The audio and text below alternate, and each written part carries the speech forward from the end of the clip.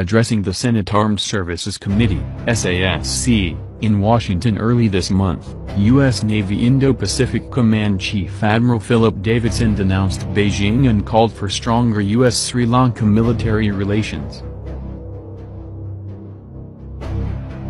While Davidson's report to the SASC mainly centered on the need for an escalation of U.S. aggression against China, he reiterated Washington's determination to keep Sri Lanka locked into the U.S. geostrategic agenda. Davidson raised concerns about ethnic tensions between Tamil and Sinhalese, the government's decision to lease Hambantota port to China and ongoing political and economic instability, but insisted that it is in our interests to continue military collaboration and cooperation with the island nation's military forces. Sri Lanka, he declared, remains a significant strategic opportunity in the Indian Ocean, and our military-to-military relationship continues to strengthen. China, he told Sachs, represents the greatest long-term strategic threat to a free and open Indo-Pacific and to the United States, and accused Beijing of plotting to expand its form of communist socialist ideology in order to bend, break, and replace the existing rules-based international order.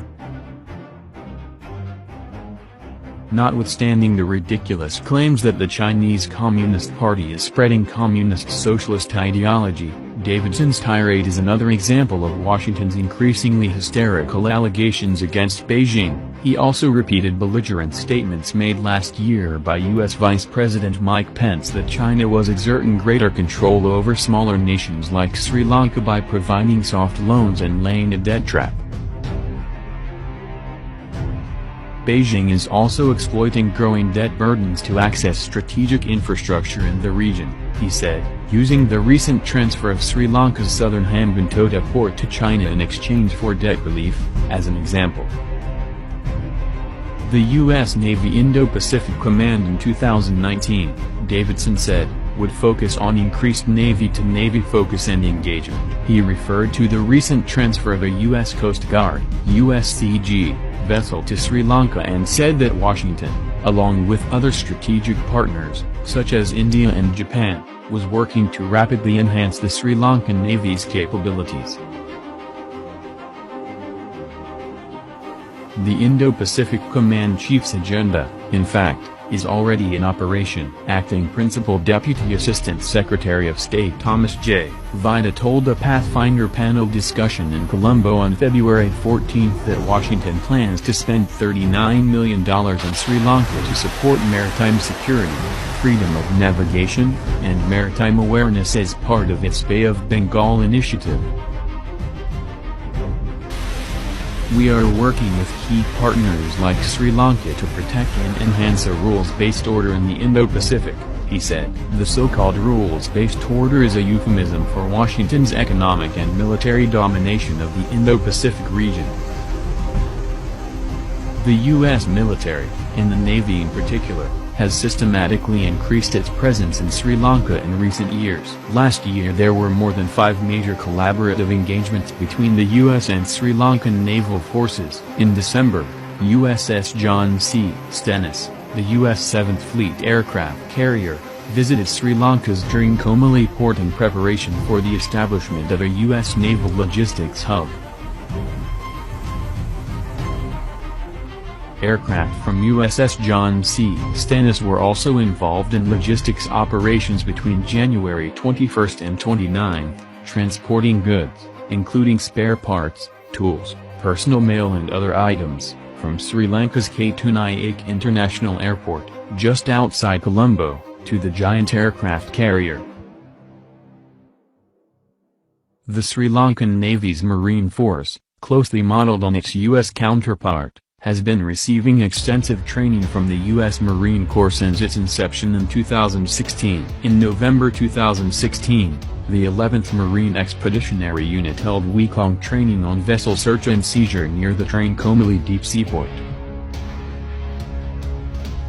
In August 2018, Sri Lankan Marines participated in the US-led Rim of the Pacific (RIMPAC) military exercises for the first time and received special training in Hawaii. Later that month the US 13th Marine Expeditionary Force held at-sea exercises for Sri Lankan Marines and sailors aboard USS Anchorage, an amphibious transport dock.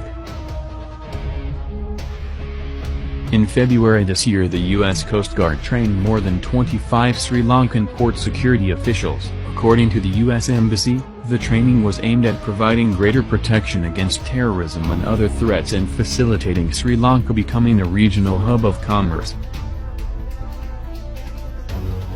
The Sri Lankan government has also renewed its far-reaching acquisition and cross-servicing agreement with the U.S. Originally signed in 2007. Under former President Mahinda Rajapaksa's administration, the agreement gives the U.S. Armed Forces access to Sri Lankan ports and airports.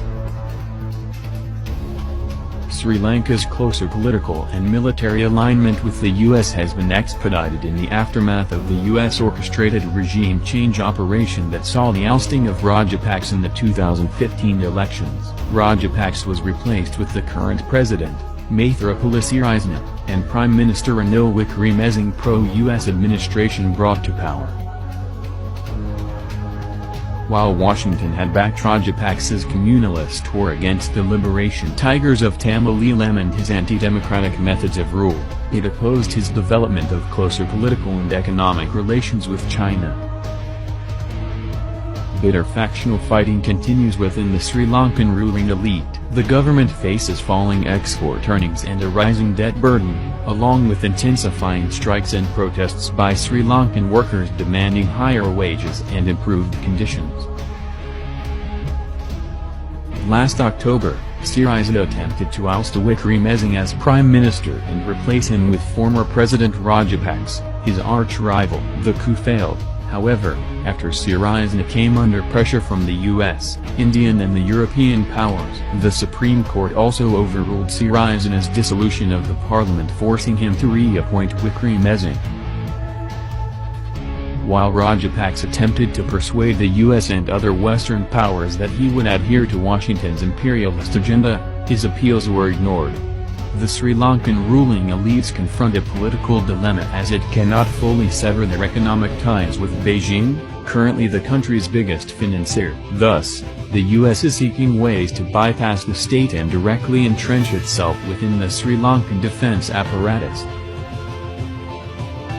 With no section of the Sri Lankan ruling class opposing Washington's increasing grip over Sri Lankan military affairs, the country is being drawn into the maelstrom of geopolitical rivalry in the Indian Ocean and the intensifying preparations for war against China.